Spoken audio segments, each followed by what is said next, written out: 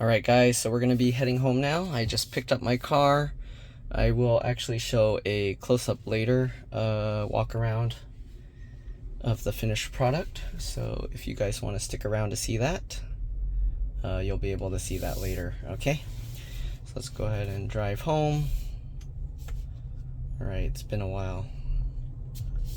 Let's see what's going on here. Oh, it's changed to chill. I forgot I left that. So we'll change that back to standard. And I think that's all I changed when I dropped off the car, so let's go now. Alright. Truck is coming, gotta be careful.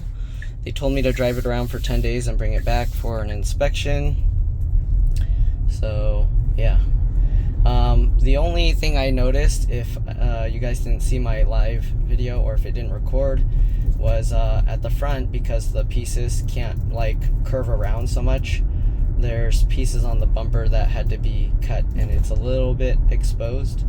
So I'll probably show that later so you guys can see.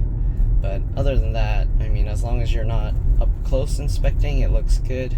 It kind of looks more like where they form plastic with those molds, and then it has those little areas where stuff is not completely smoothed out.